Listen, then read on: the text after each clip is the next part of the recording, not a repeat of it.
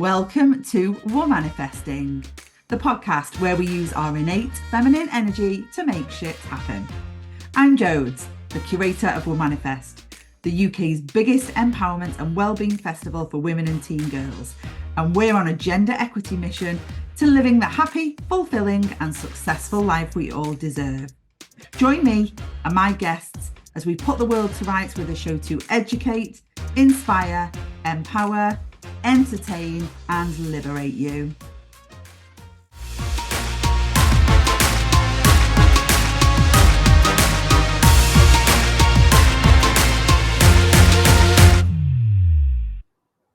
Hey, welcome back to Womanifesting. It's great to have you with us. I hope you've been enjoying the show so far. I've got another amazing guest with me today, and as you will know, in these early episodes of Womanifesting, we are talking to our amazing sponsors that are part of the festival weekend. So I've got the fabulous Danielle with me today, Danielle Edwards. I'm going to let her introduce herself in a moment, but Danielle is, we can call her Dan if we want to. So Dan is going to be sponsoring something very special at Womanifest this year because it's new. We've never done it before, but the feedback from 2023 told us that you wanted it. So you ask, we deliver. And so this year, if you don't know already, then at the festival, we're going to be having a coaching zone. So this will be a specific area in the festival where you can go and meet amazing coaches, all kinds of different coaches.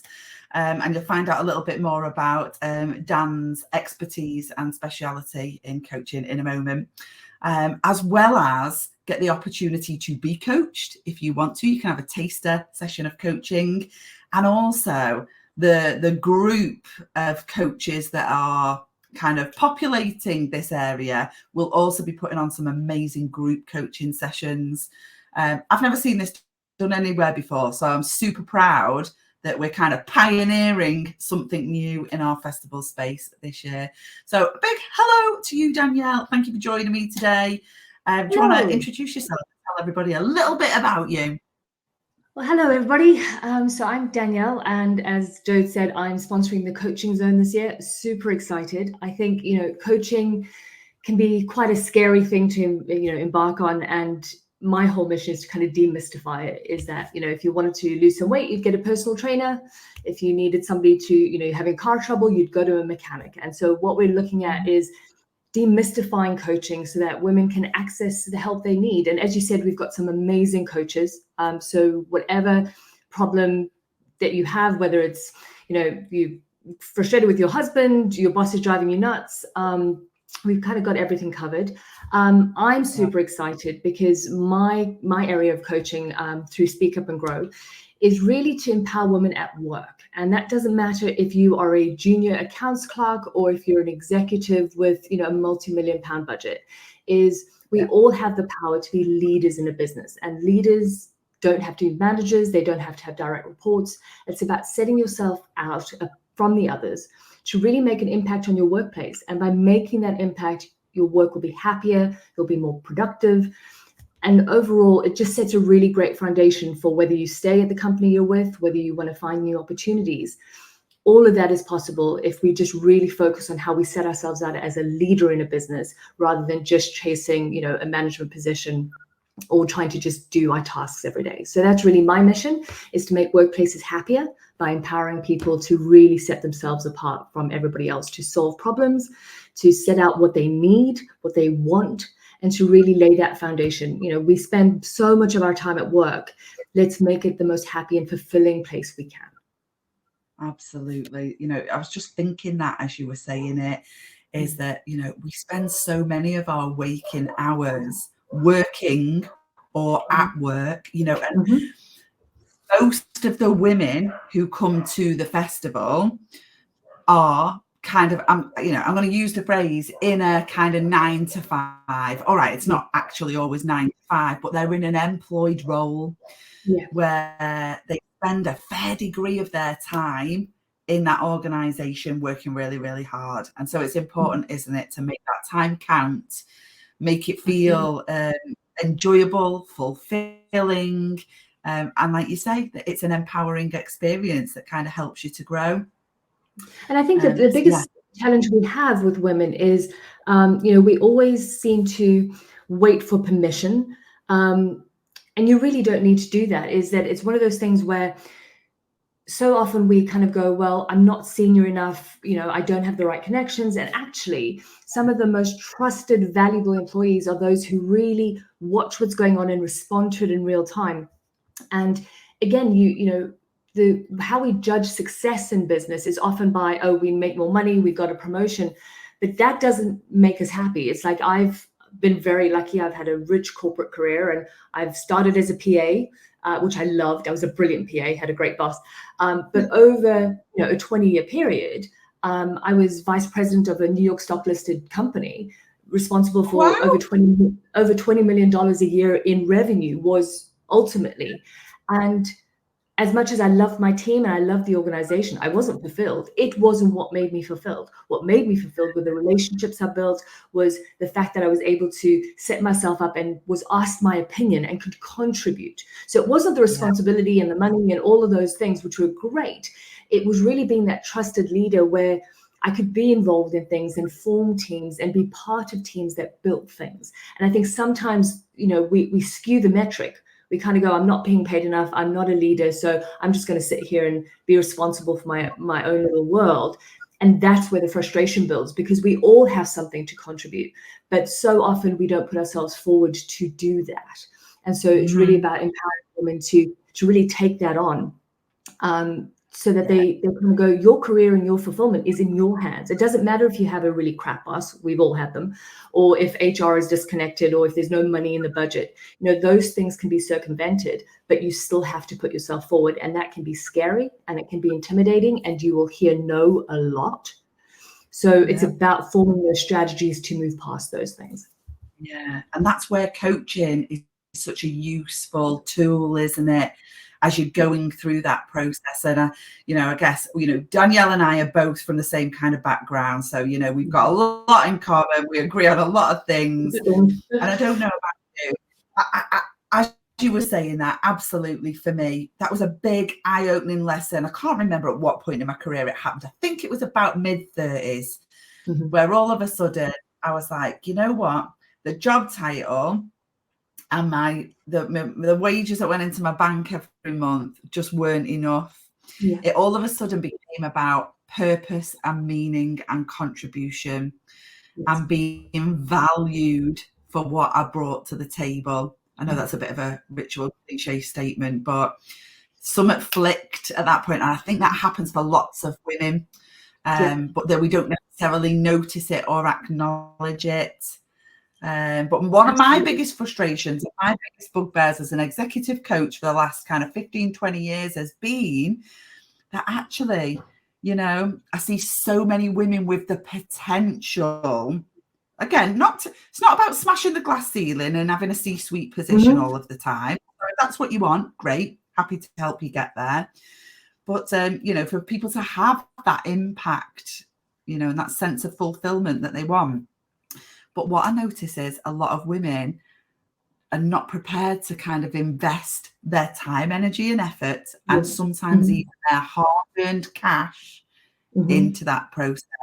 So one of my little kind of goals in life is to convince women that is a good thing to do, especially when, we're constantly faced with the societal kind of narrative of, women are valued for kind of what we look like, our appearance matters more than our kind of credibility or expertise. And we don't like that yet. And this can be a bit controversial for some women when I say this. We're happy to spend our money on getting our hair done, buying a makeup, lotions, potions, sometimes quite, high-end cosmetic things, let's call them, procedures, tweakments, if you like. Yeah. But we don't want to be labelled as only being valued for what we look like. Yet that's where we spend our money. Exactly right. And I think when it comes to investing in our personal development, I don't see the same kind of match there. I don't know. Yeah, I hope no, that sparks. No, you're absolutely right, and I do it all the time. You can see I have funky nails. I have Valentine's nails because, but there was as you say, in my, exactly like you, in my mid to late 30s, I also had the flick, and I wish I had been that aware earlier in my career, because actually I would have not done things differently, but been more present, and not overthought so much. I think that's the biggest, and I get my nails done now because it's my moment of zen. It's an hour where I can't be on my phone, I can't do anything else. But it wasn't always like that. It was always about being polished, and I still struggle with that a little bit. But I also think about it in terms of going, like I said earlier, if you went to the doctor and he was like, oh, you're pre-diabetic, you really need to start working out, doing those things, you need to adjust your diet, you would start spending money on those things, right? You would maybe get a personal trainer or at least a gym membership. You'd probably, start a meal plan, all of those things, because it's an investment in your health. What we don't prioritize, and maybe there's a bit of shame with it, is, to stand up in front of your friends and go, I'm spending money on a coach, because let's be clear, there are some really awful coaches. There are some charlatan coaches. There are coaches in name only, because it can be a bit of a minefield to find the right coach, or a coach who is anchored in integrity. And so there is, I think women always have, I say always, that's such a generalization, but certainly from my perspective, is that when you're saying I'm spending money on coaching, or I'm spending money on mental health counseling, or, I was saying to Jodes earlier, I'm recently diagnosed ADHD and I'm kind of figuring that out. But when I had to approach my, one of my clients and go, I may need to reschedule things because I'm dealing with this and I don't know how it's going to handle, there was this innate shame that I had to really think about, because for whatever reason, as you said, it's okay to spend £500 a month on Botox, or, extreme facial peels, or, even waxing. I mean, how much money have women for generations spent on waxing? It makes me shudder. But that's okay. There is no shame in that. Whereas if you craft out that you're reaching out for help, all of a sudden it's like, oh, so you're not coping. I think there's, none of us want to be seen like we're not coping with the thing. None of us want to be seen that we can't have it all. I hate that phrase. You can have it all. No, you can't, but we can figure out strategies for prioritizing the things we can have. I don't want it all. I don't want it all, because it's too flipping much. Yeah, exactly. But it's not okay to say that, it's just, so I think that when it comes to investment and coaching, I think it just needs a reframe in terms of, it doesn't mean you're not coping. It doesn't mean you have the tools. It's a GPS for the issue you're dealing with, whether it's grief, whether it's career, whether it's marriage, is that those things it is a GPS to navigate around that. I use the GPS metaphor a lot because, I drive Scotland to London fairly regularly. I love the drive. I'm a big driver. I love it. I always set my sat nav. Now, could I get from London to Scotland without GPS? Yes, I could. But a couple of months ago, there was a massive flood on the Scottish borders. And my usual route and the usual way I would have done it, I got to a point where 9 hours in, I was no closer to being home. And so the GPS then kicked in because it showed me the non-standard route to get to. And that's what coaching is that in your day-to-day, when things are going well and there are no barriers, we're all capable of finding that way forward. But it's when things aren't going right, when you're not feeling fulfilled, when you are experiencing bullying in the workplace, when you do have a disengaged boss, when you have a customer who's just, customers always right until they're not, and then they can be a nightmare. That's where the coaching is really an investment. So, like I said, I use the GPS thing all the time, because the coaching is there to help you deal with when things aren't going well, when your usual coping mechanisms aren't working. And that's when to make the investment, because long term, it'll be a fraction of what the ultimate cost could be. And the ultimate cost is burnout. It's, ending careers that actually had a lot of potential, potentially ruining relationships at work. So it's a financial cost, but the value to that cost is immeasurable. And that's really the message I keep trying to tell people. Yeah. And, like you, I am not saying one has to be at the expense of the other. You can still spend money on your appearance, but balance it up. Balance it up. And I tell you what I love most is when I get the opportunity to do some coaching with people that's actually not solving problems. And I don't think a lot of people realize this, that, you know, coaching is great for growth and reaching aspirations and goals and dreams. You know, that sometimes, again, I find with some women, they've never told anybody what these dreams are or what they desperately do deeply desire for themselves, because it's like, well, I don't really believe it's ever going to happen, so I'm not going to say it out loud. And you know what?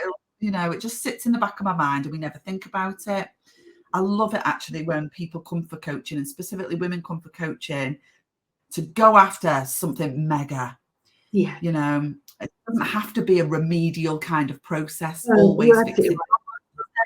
It can be for sorry, I keep stuff.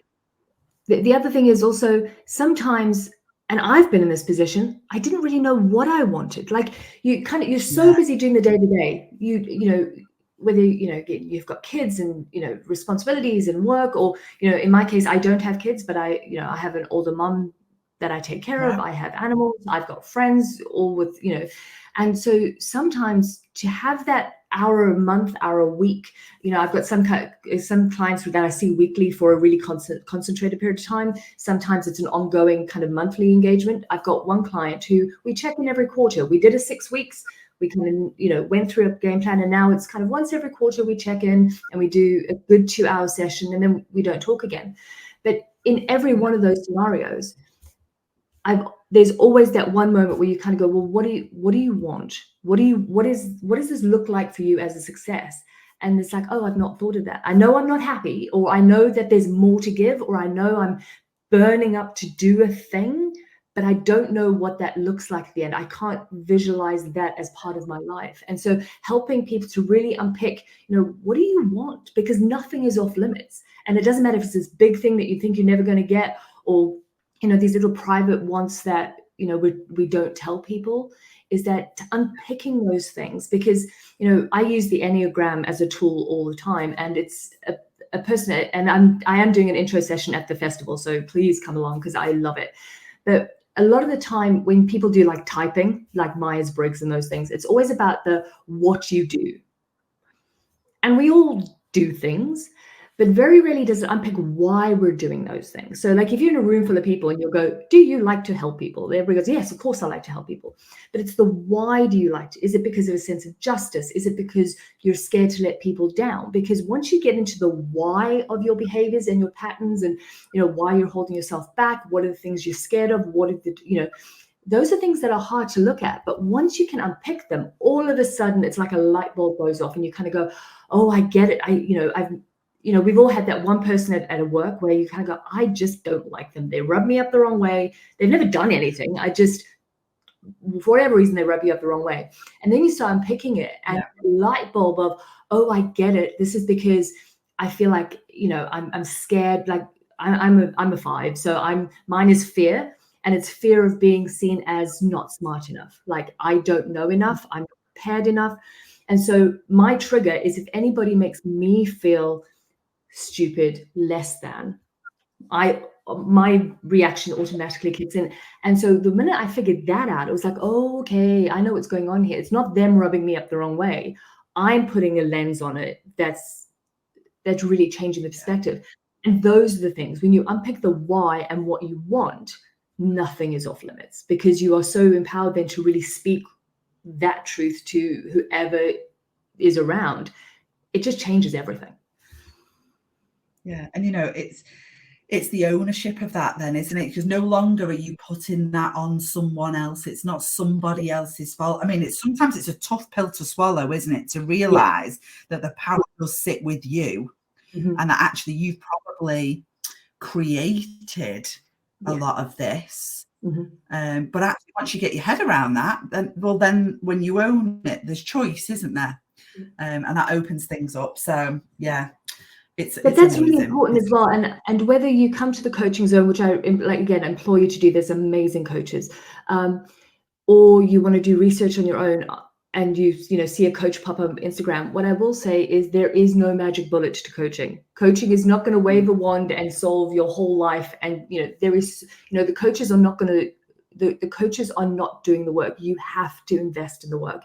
And we spoke a bit about financial investment, and that's fine. But there is homework and there is work to do, because just because you are identify what's going on, so bear that in mind when you're evaluating coaches. If you're getting promises of I will solve all your issues, that should be a red flag. Is that don't underestimate this. Is there is work to do, in the same way as if you were diabetic and you would have to take insulin and manage all those things. Is that whether you're looking to be empowered, whether you're looking to solve a problem, whether you're unpicking just a general unfulfillment, go into any coaching, whether it's a taster with us at the coaching zone or whether you meet us one-on-one. There is work to do, and it is an ongoing effort, but man, is it worth it once you get into it.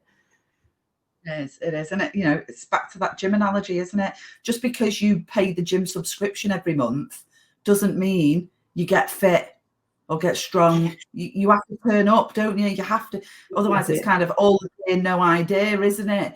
Just because you buy all the kit and you're like, why hasn't anything changed? I bought all this stuff. I got a full set of dumbbells.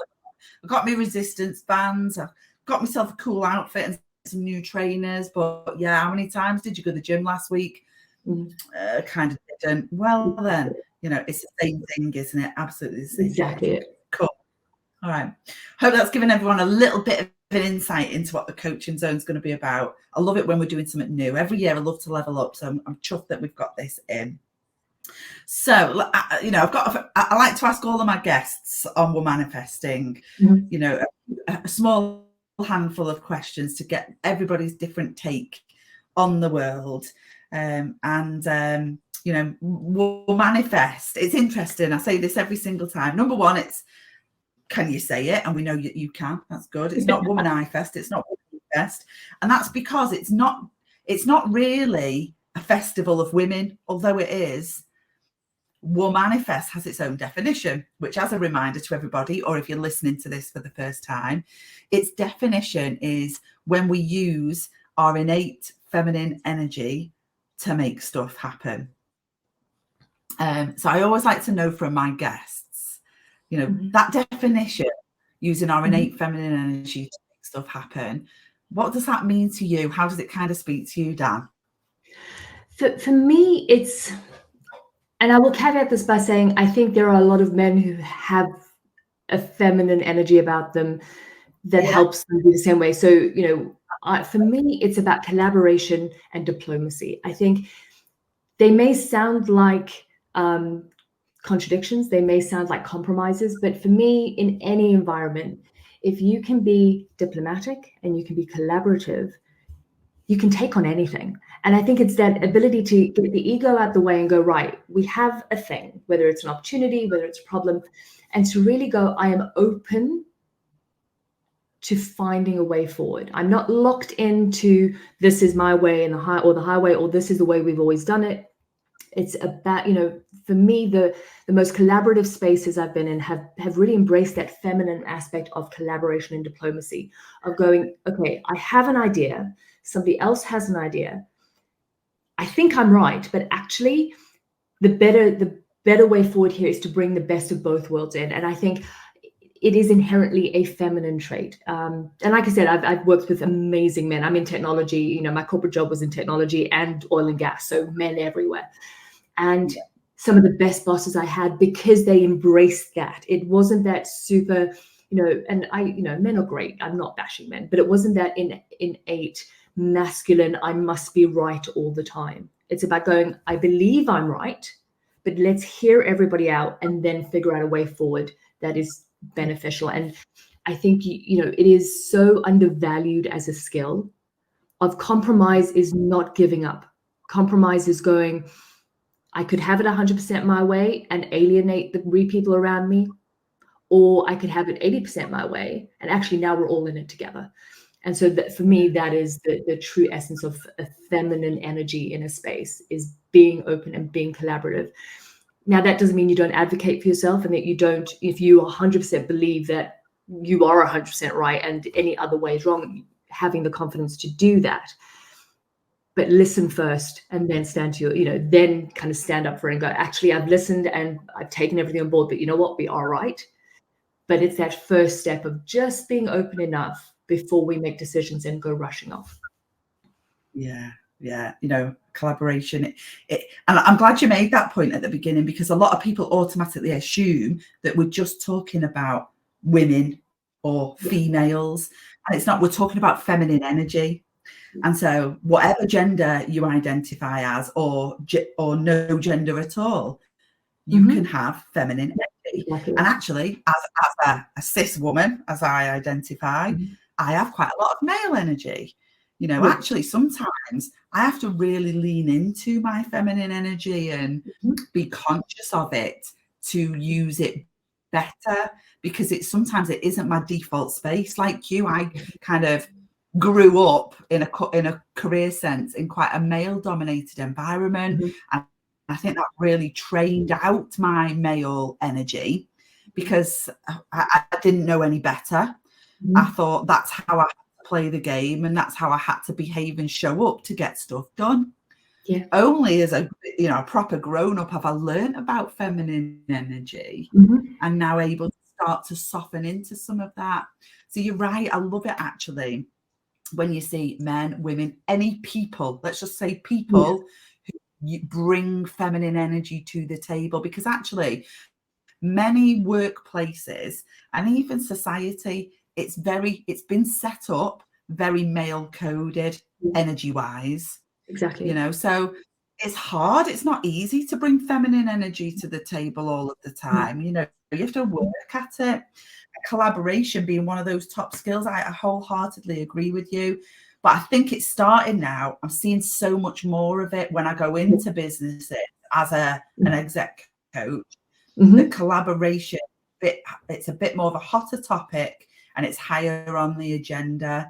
I love the phrase, actually, that goes with collaboration of the whole is greater than the sum of the parts. Exactly. We all bring our expertise to the table, and it's almost like we tip it all in the middle of the table and see what amazing shit we can make out of that stuff.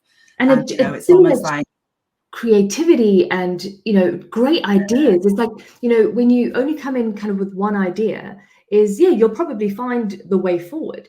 But how many times have you? I know I've experienced this, where all of a sudden somebody will throw something in that's completely left field, and it completely changes the landscape. And you're like, well, why? Of course, this is what we should be doing, and it's even better. And I think as hard as the pandemic was for so many people, I think it lit a fire out of forcing people into that collaboration zone, because all of a sudden we were all locked in our little houses and we had to be collaborative. You couldn't go into the office and just sit in your desk and earphones, and you had to be on Zoom calls. You had to do, and for better or worse, I've certainly seen a shift in, I had a boss years ago, and very much came up in her career in the 80s and the 90s.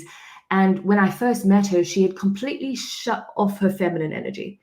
She had, because in order for her to succeed, she had to embrace the masculine, and completely no feminine energy. It was, from dress to demeanor to approach. And I get it. It was what the tools she needed to build her career in those times.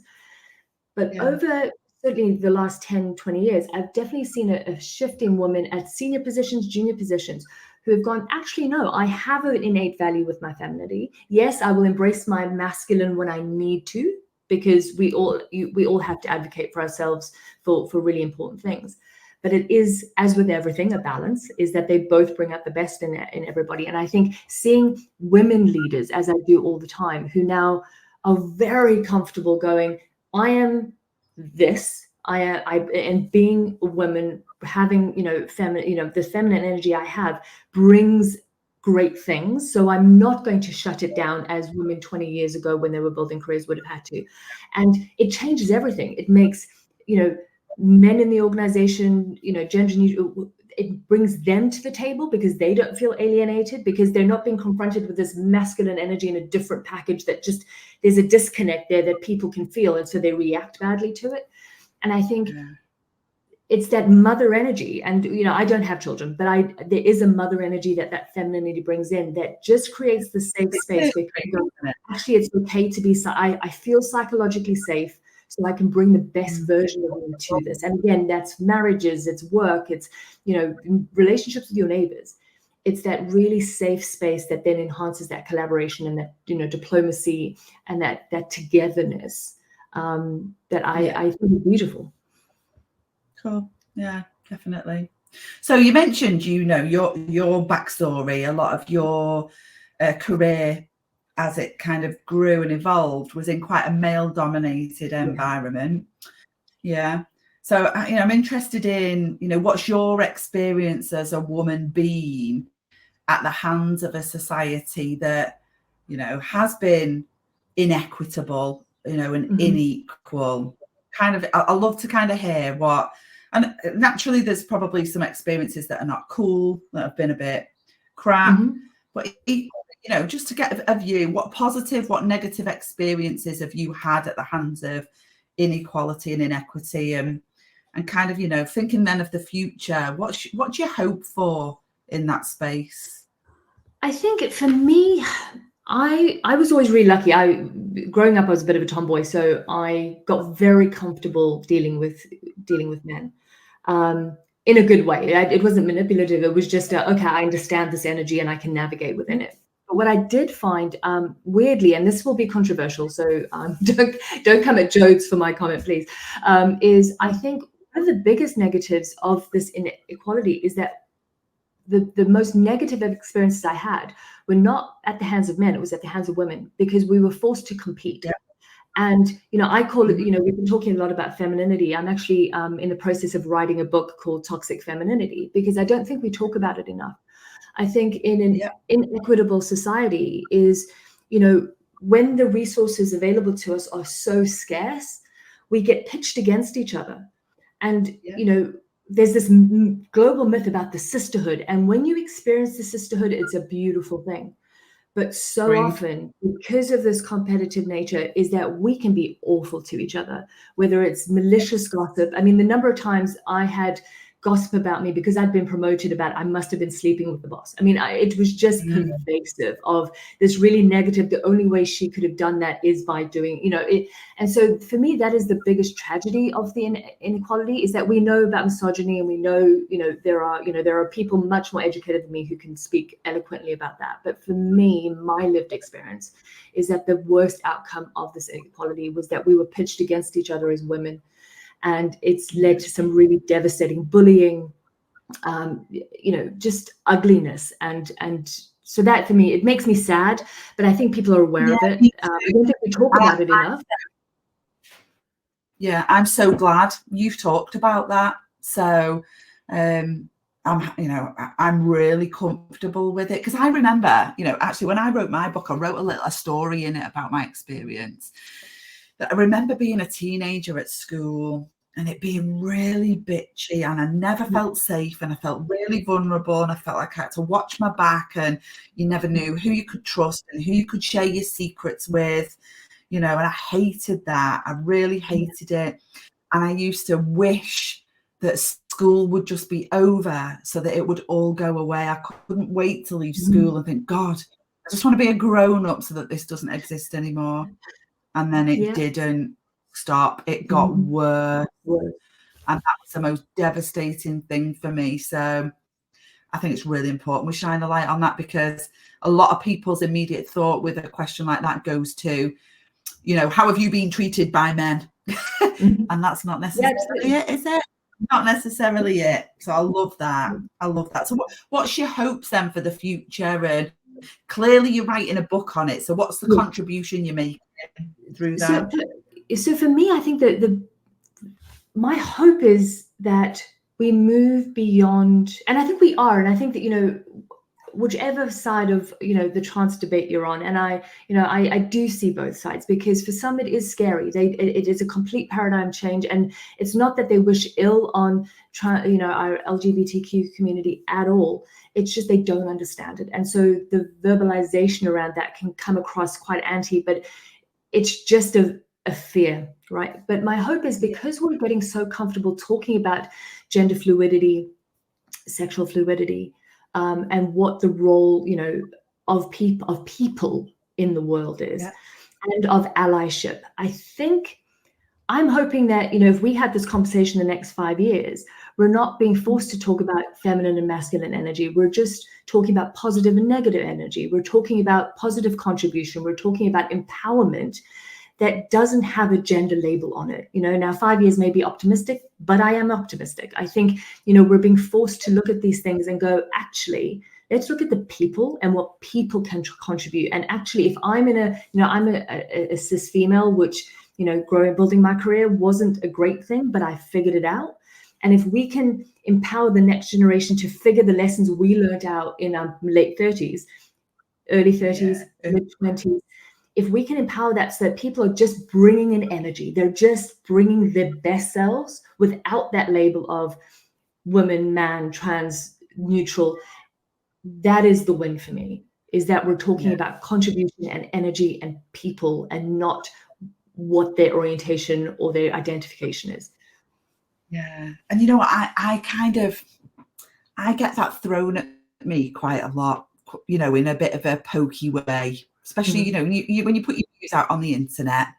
I think you have to be kind of ready to, have some challenging conversations around it. And that is fine, opinions are great. But my kind of it's an example, just in our local Facebook group in the village that I live in, I'd set up a really nice networking group for women, just at a lovely little restaurant. Wasn't going to be anything big or anything massive, but a number of people, they were men, who kind of were saying why is this just for women?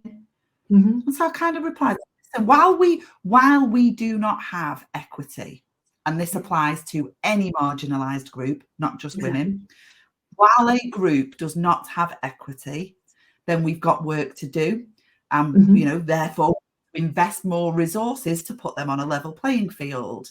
So I'm always comfortable with my argument around that, and I would encourage anybody who feels underrepresented as a group to be able to kind of argue the same. But interestingly, a lot of them came back going, what you want about? You've had equality for ages. You clearly live under a rock. That's bizarre that you think that. And I hope for the same, that we live in an equitable and therefore equal world. Till we do, we're still going to have conversations. Absolutely. And I think it's those conversations, but the positive thing is, I think those conversations are being had. Do I think we've solved everything? No. But I hear more and more, I don't know about you, but I'm seeing far less of not all men. You put these things out there, and then some guy will go, it's not all men. It's like, we're not saying it's all men. Now I'm seeing things, but I recognize that. I don't recognize it in me, but I recognize in society, how can I help? And, I'm seeing that more and more, is that, yes, of course, there's always going to be the one dingbat who goes, you've been equal always and blah, blah, blah. But I am seeing this change of, we recognize you're not attacking me. You're attacking a much bigger issue. How can I help? And I love that. That's the important bit, I think, is that it has that "and how can I help" bit on the end. That's the allyship piece, isn't it? Of, it's still kind of not all right to go, well, it's not me. It might be them, that bunch of people who are like me, but it's not me.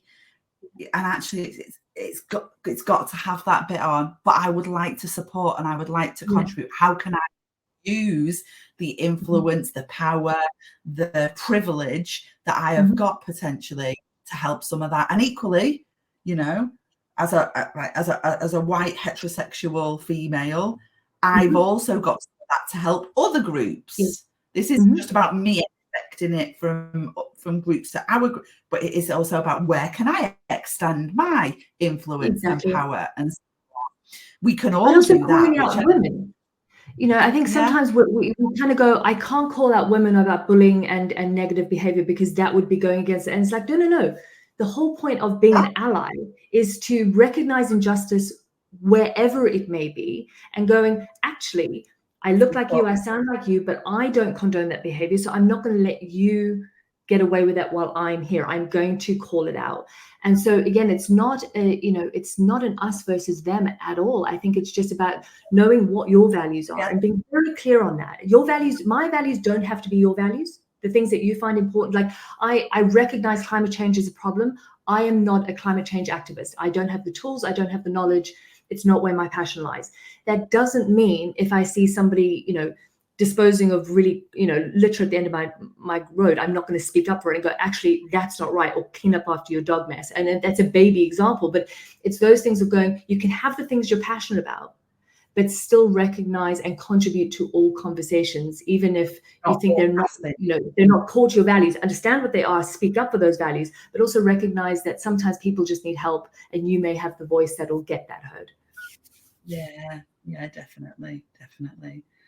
So we've talked a little bit about the future and what we hope for. If you were obviously at Womanifest, we also kind of cater and provide a festival experience for teen girls. I'm quite invested and do a lot of work with Girls Out Loud, who we raise money for at the festival. So we know it's a big part of what we do is not just about supporting today's women, it's about supporting tomorrow's women. So, based on that conversation that we've just had there, what words of wisdom would you offer up to, yes, other women, but also to that next generation, the teens of today who are the women of tomorrow? Just love what you're passionate about and don't let people talk you out of it. Like, I'll give you an example. I'm a massive sport fan, right? I'm South African, so I think it's genetic. You have to love all sport. And, growing up, I still do. I love cricket. It's my favorite thing. The school I went to, I was lucky I went to private school, didn't have a girls team. And so I was like, I wanted to play cricket. And they were like, well, you can be a scorer and you can be an umpire, but we didn't have a team. And I was like, okay, so I did. I became a scorer and I became an umpire, and that was great.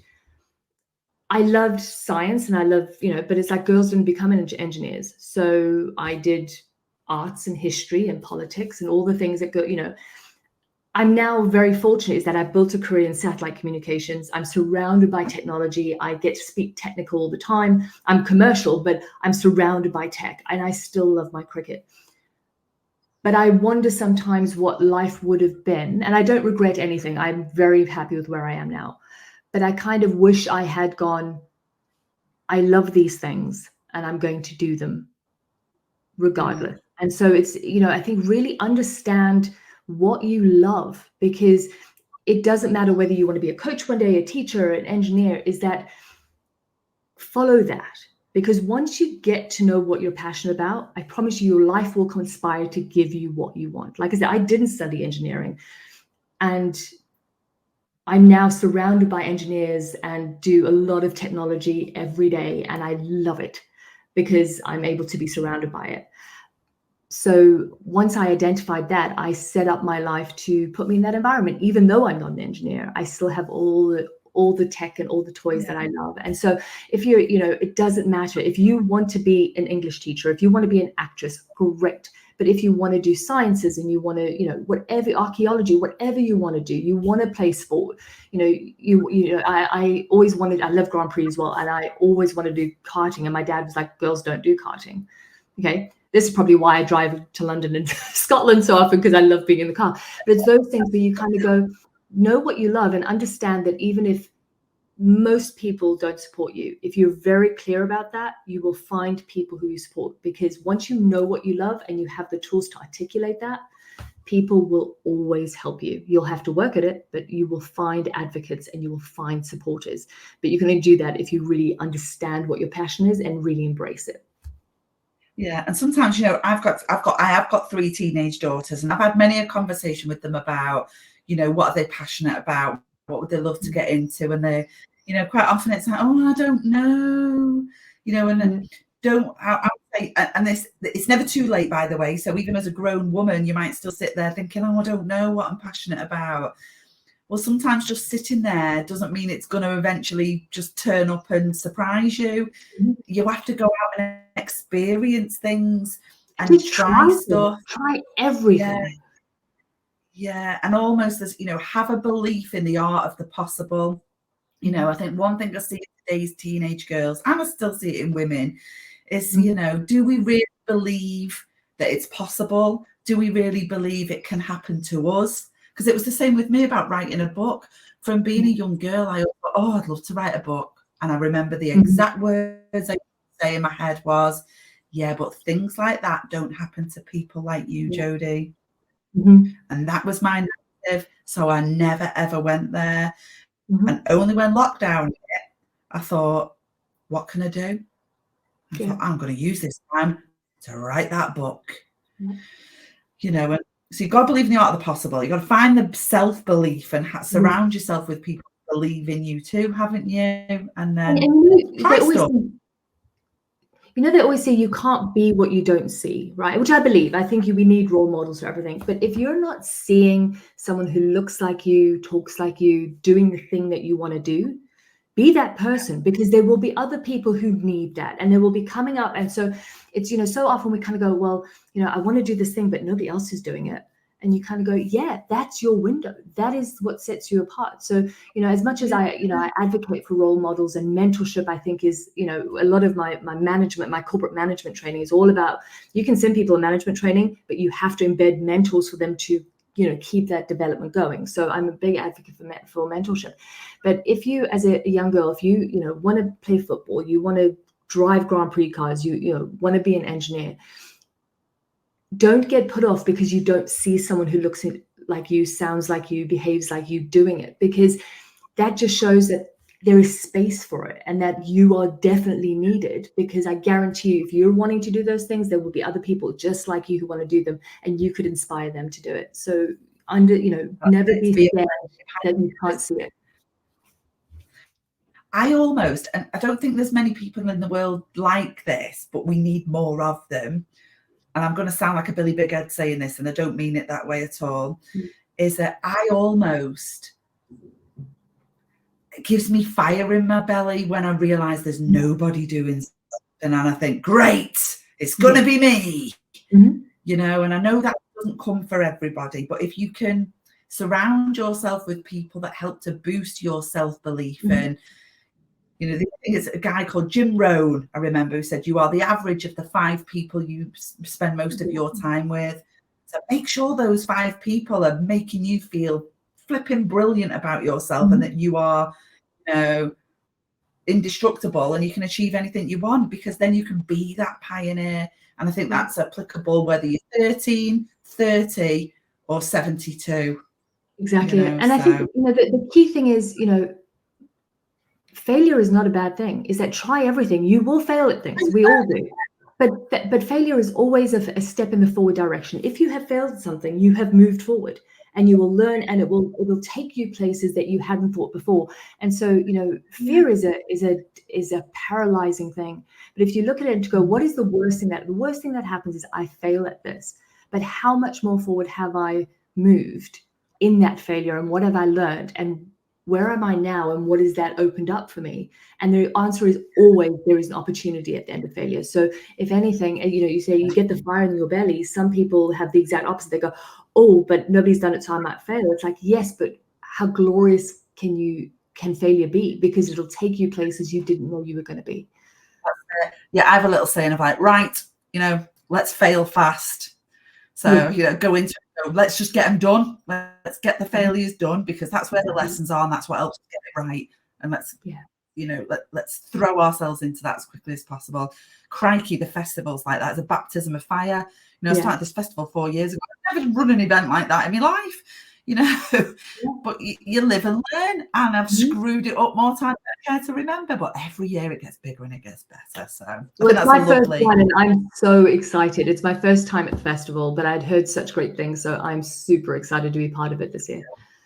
And I'm delighted that you're coming to not only join us, but absolutely, you be the pioneer and lead the way by sponsoring the Coaching Zone. So on that note, we're looking forward to seeing you all at Womanifest. If you have already got your tickets, if you have not, then I hope Dan and I have inspired you today to think, do you know what, I fancy a bit of this in my life. I'm going to get myself a ticket. So head on over to the website at womanifest.co.uk, hit the ticket tab, and obviously you can get some tickets sorted there for yourselves. And remember, you know, the way that we set the ticketing up is the faster you act, the better the deal you get. So the longer that you leave it, the more it's going to cost you. So yeah, get onto that ASAP. So Dan, thank you so much. It's been an absolute pleasure to have you join me on the podcast, and I can't wait. It's been great. To end with you. So Thank you so much. Bye. Thanks for tuning in to this week's episode of Womanifesting. Remember to hit subscribe to be the first to hear when a new episode drops. And if you've enjoyed the conversation, leave us a review. We'd love you to join the conversation with us on our socials, so come and hang out with us at womanifest.uk. Until next time, remember to choose joy, choose pleasure, and most importantly, choose you.